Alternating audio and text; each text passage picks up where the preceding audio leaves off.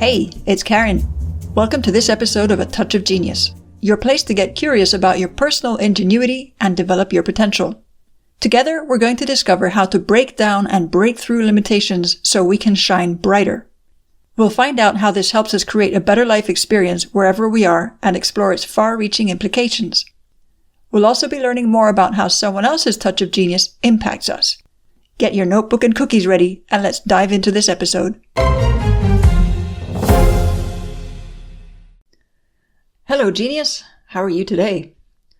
Have you ever woken up with a pulled muscle in your neck and wondered how that happened? It can happen because you overstretched something that created that reaction in your body. It can also happen if you found yourself in a situation that triggered a defense mechanism which, in trying to protect you from one thing, actually harmed you in another way. Something made you freeze up emotionally and it triggered an equal reaction in your body. Today's episode is about those mental contractions that we often face and that are counterproductive to what we really want to experience in our lives. We'll also explore some of the self-defense coping mechanisms we created based on our beliefs and how those are actually playing out in our life right now.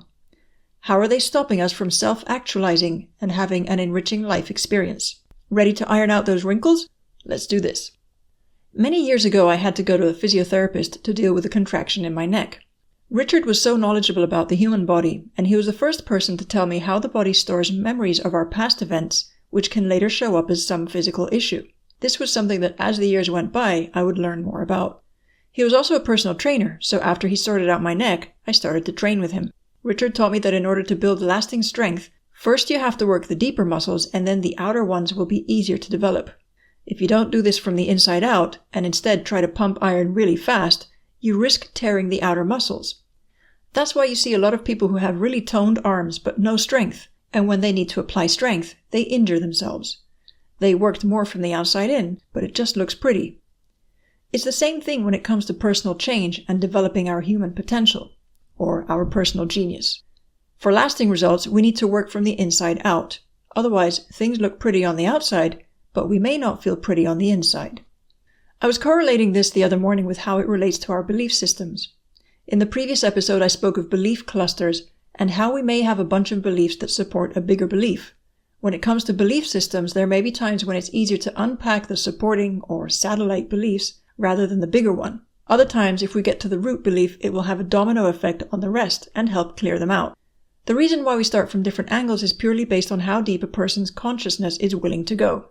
Many people who have experienced heavy trauma need to peel away the lighter layers before they can get to the deeply rooted cause of their pain, whilst other people are more open and willing to start at the root. People often tell us what they believe about themselves in an encoded manner. They don't usually state this as clearly as, "I believe X negative thing about myself," but rather they reveal it in how they speak about themselves or the things that seem unattainable to them. A typical work-related example is, "They'll never hire me for that position, so I'll stay where I am even if I don't like it." A romantic example, "That person is way out of my league. He or she would never even look twice at me." A financial example, "Owning a home is for people who have money." And so on and so forth. Now, we're not here to discuss socioeconomic issues or on-paper qualifications or anything else. We're here to uncover the beliefs that keep us from excelling at life, love, and anything we set our hearts and minds to. Are you with me? Okay, good. Over time and repetition of limiting thought patterns, we become the people who live a particular type of life with a particular set of results. How many people, perhaps you included, feel that you want something but don't actually believe you can have it? That some external force is even stopping you from attaining it? Well, I have news for you. The primary force blocking you from receiving it is actually you. I know, it sucks to hear this, doesn't it? But I've been there too. It's a work in progress for all of us as we strip away the layers of limitation that have stopped us from truly living into our human potential, into our dreams and outstanding life experiences. One of the primary directives of the subconscious mind is to protect us. So it will often do whatever it takes to do just that, even if it's counter to what we say we want. That's why dismantling those limiting belief clusters is so important. We need to consciously restore our core mental programming in order to override those beliefs and install new ones. That's usually also when ego kicks into high gear to secure itself as the driver of our actions and behaviors. But it is very important not to let our ego, as healthy as it may be, get in the driver's seat of our lives. Let's get one thing clear that we can all agree on. None of us is truly immune to having dark thoughts, no matter how much meditation or pared down style of life we may live. It's human nature to have positive and negative thoughts. For example, I have my own dark moments, and the most frustrating thing is knowing that I've got the tools to change them, but for whatever reason, at that moment, I'm not using them. Do you ever feel this way about yourself? Well, let's not be so hard on ourselves, because it only makes us feel worse, okay? It can also be tough seeing our loved ones lock themselves into negative belief systems. We may be ready, willing, and able to help them, but if they turn us down, we need to respect where they are in that moment. Many people present themselves as shiny, happy people until they just can't take it anymore. How many people have you known or heard of who suddenly took their lives and nobody saw it coming? This is an extreme example, but here's another extreme example that nobody sees coming because it is so quiet and surreptitious and so many people enable it without even realizing. Self-deprecating humor. Do you make negative jokes about yourself? Do you do it often, in your own mind and out loud? Do you think it's quite innocuous and even cute? Well, I'd like to warn you that you're programming yourself to deteriorate your mind, your brain, and potentially your life. No joke. Self-deprecating humor is a typical way of expressing our belief that we are not good enough. By presenting it as a joke, people may take it as that and not think more of it. They may even commiserate with their own personal self-deprecating views. But by talking to ourselves in this belittling way, we act as our own axe chopping away at our own tree trunk. We undermine our own growth and stunt our human potential. The fall is inevitable and becomes part of the self-fulfilling prophecy we talked about in the previous episode. Now, you may contest this and say, but I know plenty of successful people who have self-deprecating humor. They seem to be doing fine. All right. But behind that success and seemingly being fine, there are probably aspects of their lives that are not in good shape. They may not be able to maintain a solid relationship. Their health may be delicate. There's always something that shows up as a result of this personal inner dialogue. If you believe that we become what we think about most of the time, it will make sense to you. We either build ourselves up with positive input or tear ourselves down with negative input. It just doesn't seem like we're tearing ourselves down when we make it sound like a joke, does it? And still, we are. So how about if we stop that now?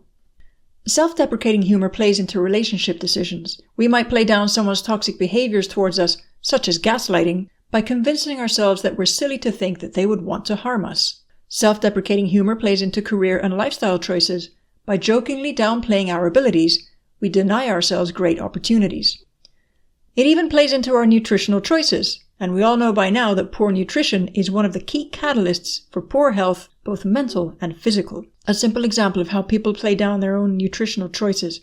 I'm clumsy in the kitchen, so I don't like to cook for myself. So somebody may then choose not to prepare a healthy meal for themselves and eat processed junk food instead. They may brush it off further by saying that buying fruit and vegetables is expensive, but more expensive are the medications to treat Parkinson's, Alzheimer's, or any other neurodegenerative disease besides the price they pay for their quality of life.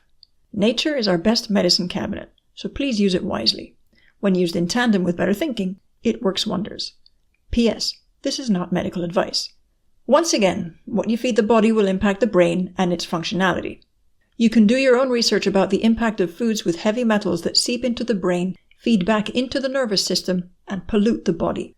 Look up how the liver gets abused over time. And not just because somebody might be drinking a lot of alcohol. There are people who don't even touch that, and yet their liver really gets messed up over time just by certain foods that they're eating.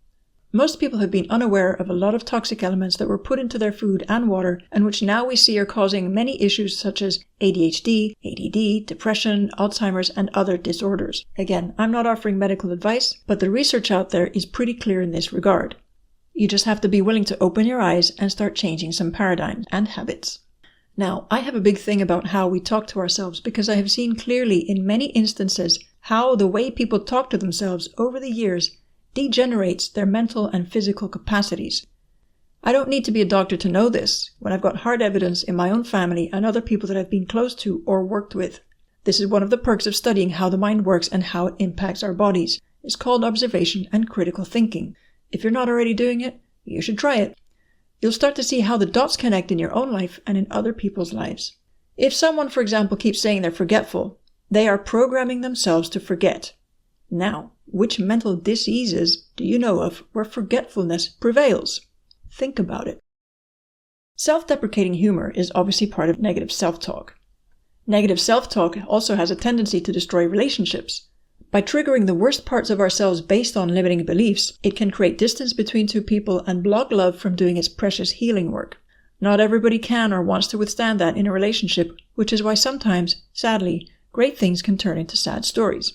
But let's not judge anyone for their negative self-talk, because at the end of the day, we're all doing the best we can with what we know. The key is to become aware of our own negative patterns and clear them out of our system so that we can thrive in any area of our lives. Obviously, being in a genuinely loving relationship with someone who does withstand and support you through these changes can propel you to clear that clutter and thrive, and not just in your relationship. Beware of codependency though. Interdependence is where it's at. So let's look at some of those patterns. You may have already discovered some with the belief clusters exercise from the previous episode. If not, we'll dig into them now. This is an introspective exercise, as most of these are, which means that we're not going to point fingers at anyone else. This is looking in the mirror at your own behaviors and how they impact your life. Now, think of the major pain points in your life, whether they have to do with your health, your past or current relationship, your family, your work, your finances, your overall joy, your spirituality. You can ask your subconscious mind to help you find the answers. If you were to know, what would it be?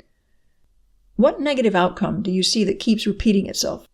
In what ways are you contributing to this? Here's where our coping mechanisms come to light.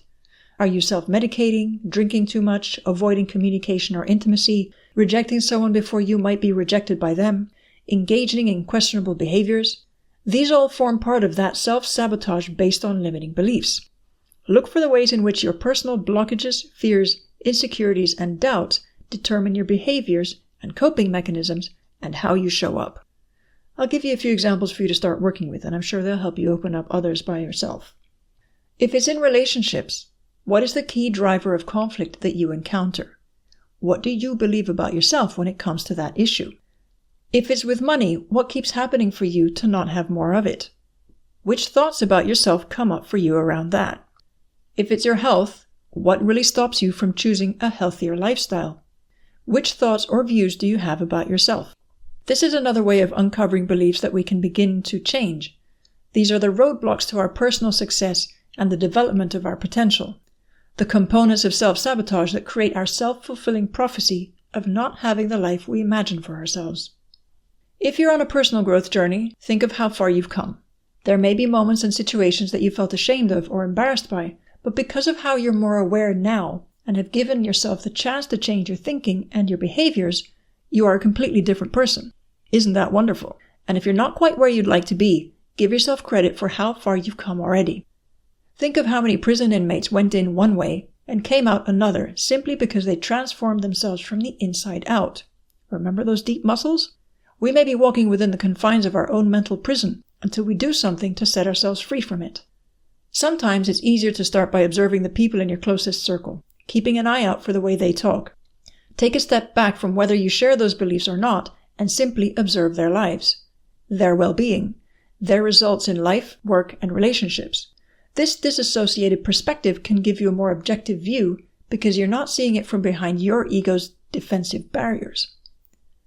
Once you've got some practice, you can look in the mirror and ask the same questions of yourself. I suggest doing it this way because sometimes by looking at how other people show up in life, we get to pinpoint some of our own limiting beliefs without being defensive.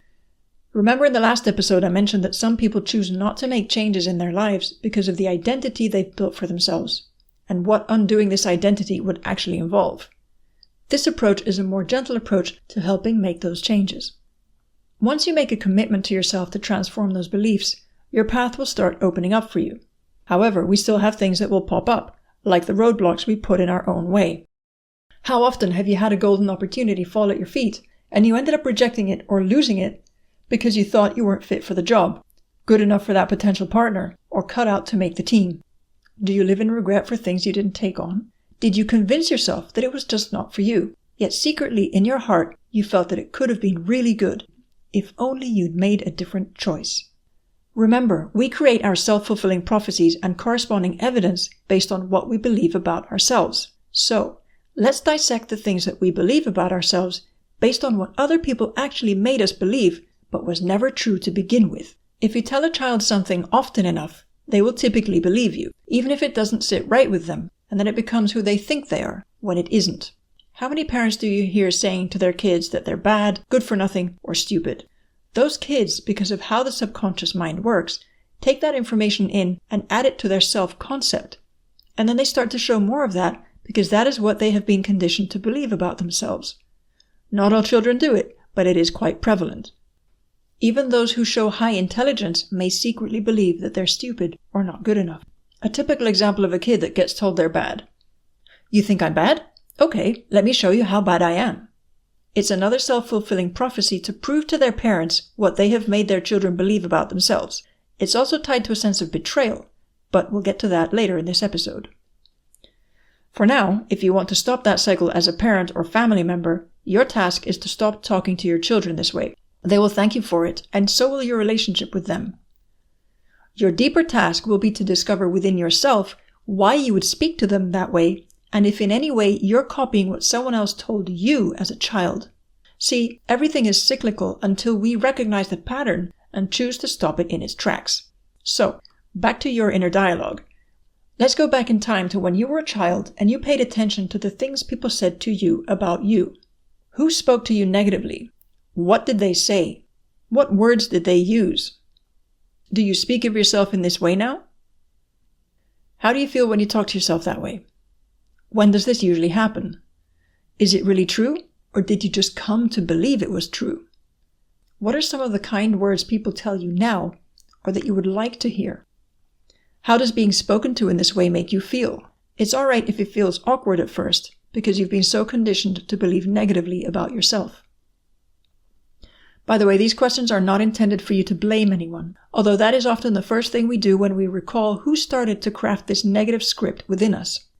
This is all about developing awareness, and at some point, forgiveness. Forgiving them for how they spoke to us, and forgiving ourselves for believing it and embodying it, and everything that came after as a result of that.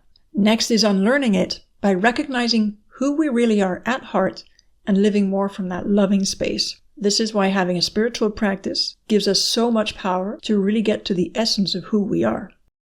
Just because we've believed something about ourselves for a certain period of time does not mean we have to keep believing that way about ourselves. So I hope this gives you hope if you've been feeling stuck. Also, believing you're too old to change is also a limiting belief, so be careful with that. People love to throw that one around. In fact, they wear it like a badge of honor. Now, a blockage may represent fear of failure, fear of rejection, fear of ridicule, or fear of negative repercussions. These are some of the typical blocks we find along our path to joy and fulfillment. In order to protect ourselves from such negative outcomes, our subconscious mind finds ways to stop us from doing things that could put us into such situations. It's self-preservation. However, sometimes we still lead ourselves into them because if our driving energy is fear, this acts as a magnet. So, once again, we need to clear the mind and energy so that we can access pure positive feelings and align ourselves with what we're looking to experience. Our subconscious mind will only allow us to access certain negative memories when it knows that we can actually handle clearing them out. That's when it presents us with opportunities to transform our negative emotions and behaviors into something positive and constructive. Next, we're going to do a visual exercise in which you can engage all your senses, thoughts, and feelings. If you're driving or otherwise occupied, you'd best leave this exercise for when you're able to sit down and focus, because it's a closed eyes exercise. Now, go ahead and close your eyes. Imagine yourself standing in a forest. It could be spring, summer, autumn, or winter, whichever feels best for you. Breathe in the fresh air. Hear the sounds of nature that this sacred space contains, and feel the peace of your surroundings. There's a path that cuts through this forest and leads you home. Along this path are a set of large rocks that make the path difficult for you to navigate. Each rock represents a belief or behavior that has been stopping you from moving forward. As you come up to each one, ask it what it represents and why it's there. As you gain clarity and answers, notice how you are able to lift that rock and see a message on the ground, which gives you a positive aspect to believe about yourself.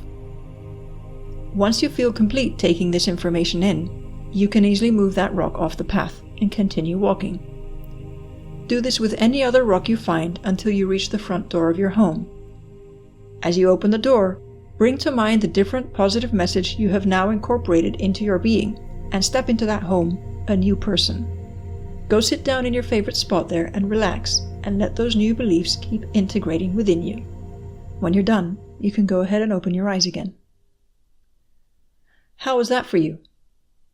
What did you learn about yourself? What were you able to unlearn? These new learnings will become a part of who you are and how you show up over the next while. It's good to write them down so that you remember, and even post them somewhere you can see them regularly.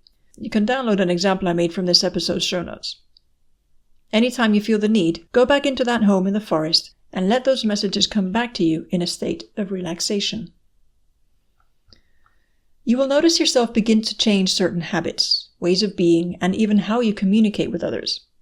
It's not an overnight thing, as it will slowly integrate, but trust that this will be working in your subconscious mind as these new thoughts and behaviors get anchored in.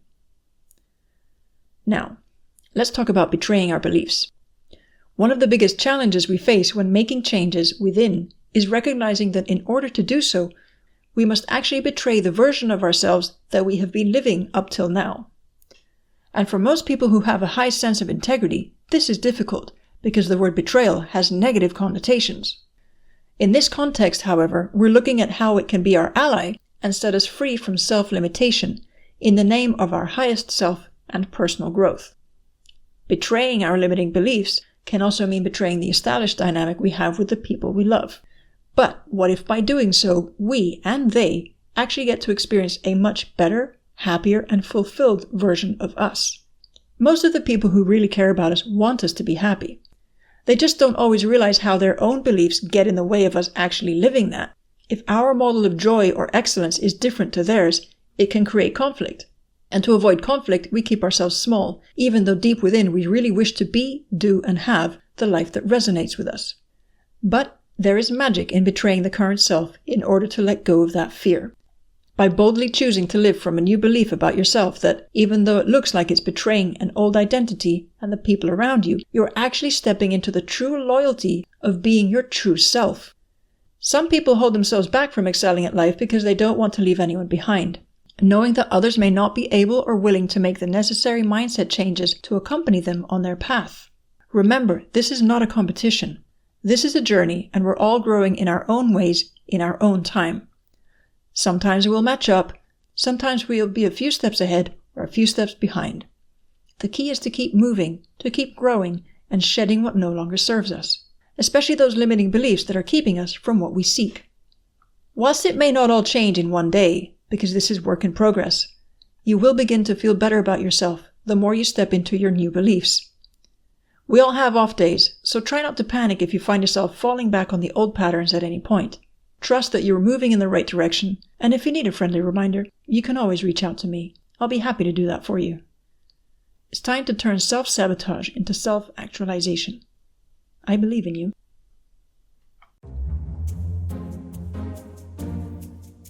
As we wrap up today's show, I want to thank you for listening to this podcast. It means a lot to me. You see, whenever we create something, we always take a leap of faith into the unknown, and we don't always know how it'll work out.